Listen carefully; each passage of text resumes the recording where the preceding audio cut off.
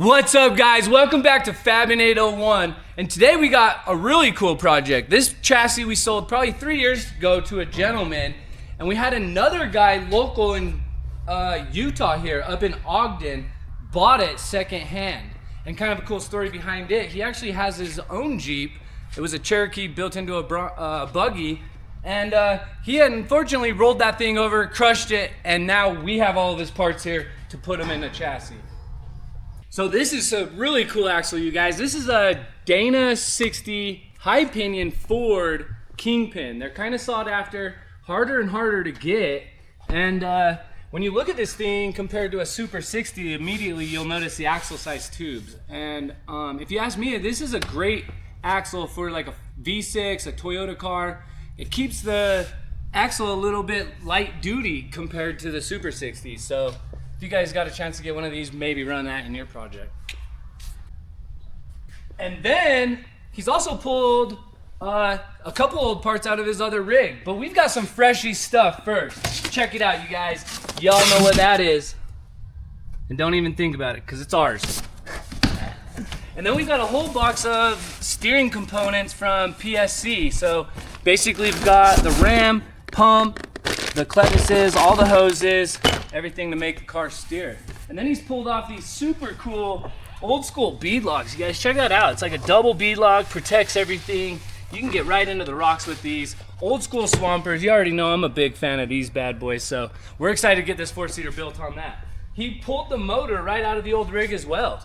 Cleaned it up, got it on a pallet, and it's here. So we're gonna get all this stuff bolted together and put it right inside this 4-seater.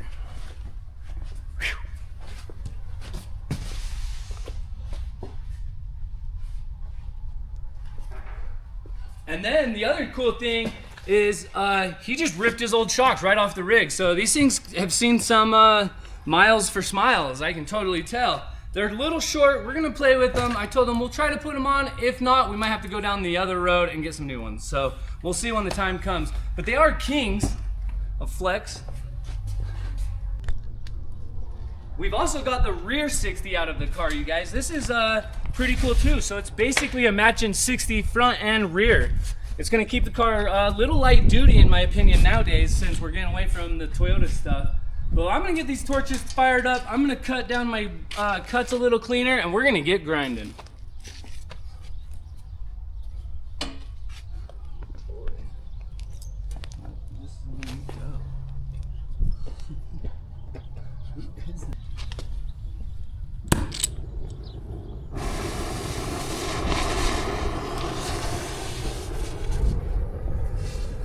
I really like to tune it in to where the feels mix, and oh, I think I always turn this one off. I'm so bad at that one. I usually turn all my nubs off. A lot of guys leave that one on, the oxygen. But I'll run that torch tip till that blue flame just comes to a fine little point right there. Almost till it disappears. That's kind of where I like it. But I just need to run through and see if I can't clean these up a little bit. Now that the big old bracket's out of my way.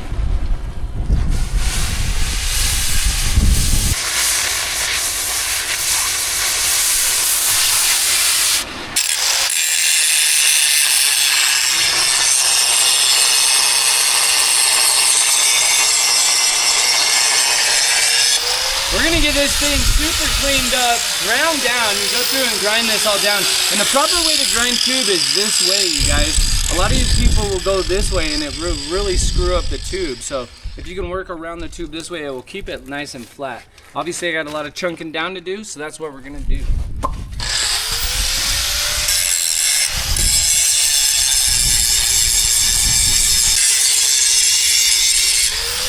When you guys are sitting there grinding your axles, it's a great opportunity to just be in your head and think. And think about how cool this buggy's gonna be when you build it.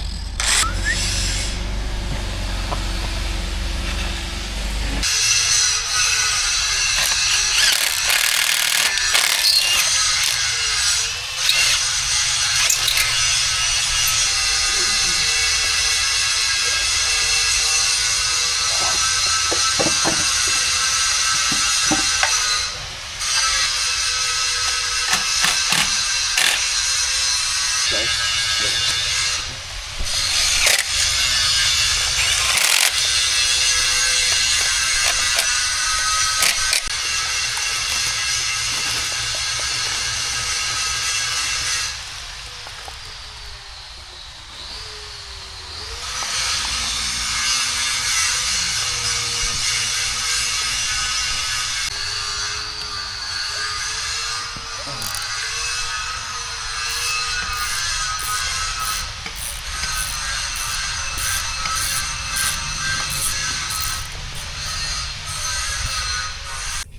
All right, we've brought the rear axle and we've got it put into place, kinda. It's at least in the back of the car.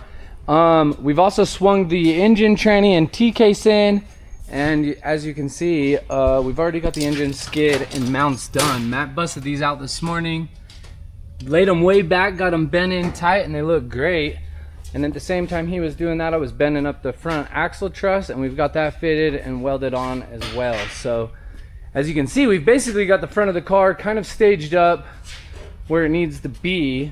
And Matt's also working on the transmission mount now, correct? Yeah. He came up with a pretty clever idea to build it a different kind of way than we typically do, so we'll show you guys that along the way. He's gonna get that put in. As soon as we get the transmission kind of dialed and put in and nothing's moving, then we can jump right to getting the front suspension put in, you guys. So, and then once we do that, I've also got the tube for the front ram. We'll have another tube there with a straight down, and then we'll be able to get these rams mounted. I just noticed he doesn't have a Heister arm on this side, so I'm probably gonna have to order up a Heister arm. That way we can get the steering up high and out of the way of the diff cover and the rocks. You don't want that thing smashing into them. So we're gonna keep on trucking here. We've basically got all of the suspension parts. We've got the steering, and we've got all of his heims and bolts right here ready to go, staged up. We've got brackets for the lowers. So we're gonna just keep on trucking. All right, we're back at it, you guys. We've got the 4-seater laid out on the table. We've got the rear and front trusses on, and you can see I got the plates up top. We've got the engine mounted, and Matt's finishing up the transmission mount. But we've also got all of the suspension parts laid out here. We are gonna be using 1.25 inch lower heims and 7/8 uppers. And then you can see we've got all the misalignments, jam nuts, etc. We've also got a bracket kit that we're gonna take apart and get all boxed up, welded, and keep on trucking. So stay tuned.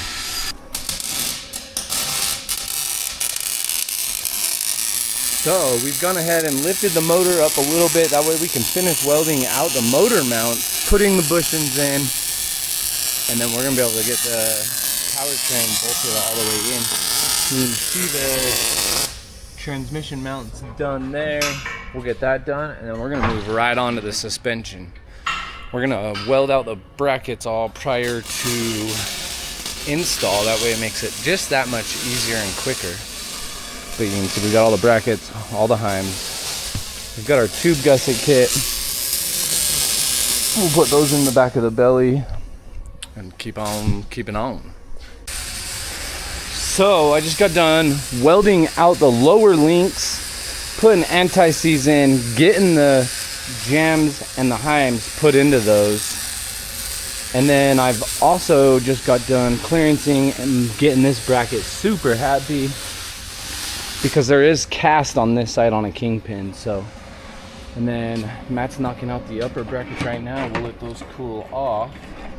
I've got to get the upper brackets on so I can pull a measurement on the upper links to get them where I need them. So we'll do the lower brackets. We'll get the pinion set, the axle centered, and the cast set where we want it. And I like to run, you know, if you're putting your own C's and your own knuckles on, I like to run a little bit heavier cast. It really helps grab the walls of the rocks and the walls of the tires. Kind of lays over as you're climbing. So, but it's kind of hard with a kingpin axle because as you roll the cast back on the axle, the pinion's also going down, so you've got to kind of find a happy medium there, and that's exactly what we're gonna do. So as you can see, we might even be able to get away with a one-piece front driveline on this car, which would be super awesome.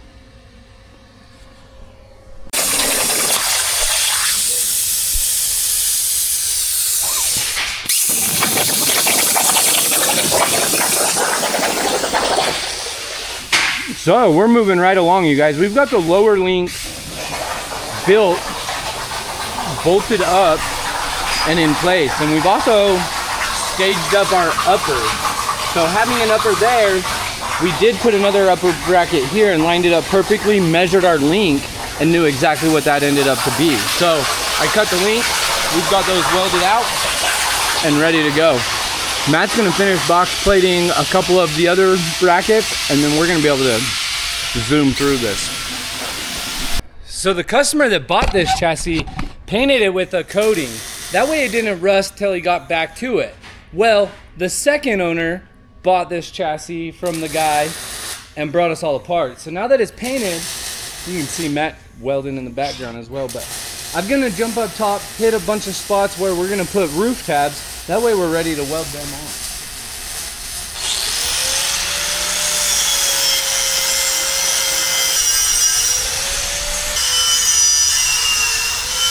So for the roof, we actually use Zeus tabs.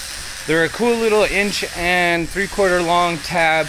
It's got a little dimple die hole. It kind of recesses the button, but you can see here we got the tabs. We've got the rivets because they come with springs, which you got to rivet behind the tab, and then you got a selection of different kind of bolts and button heads you can use. So kind of trick. I'm gonna grab me a few of these and we're gonna get these installed.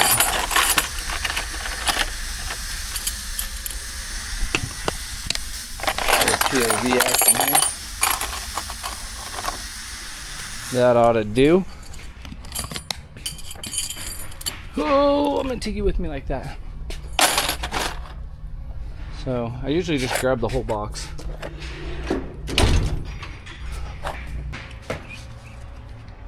Are you warm yet, bud? Yeah, nice and toasty. It's 100 degrees here in Utah. We got fires south of us. We got fires north of us. And Matt just slayed about 40 minutes of burning beads right now. So anyways, those are the brackets all boxed in and ready to rock. So you can bolt them up to your Heim, bolt them up and slide them into place. It makes the process a little bit easier in the way I like to do it. So we're gonna get the lowers tacked on, uppers tacked on, and then we can get the front uppers tacked into place.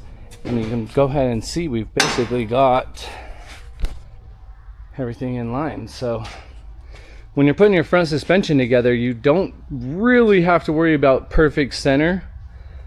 You put your lowers brackets on in the exact same spot, so that's gonna be good. And then what happens is when you go to do your uppers, as long as your links are exactly the same length, when you tack this bracket here, you have to measure and locate this bracket the same.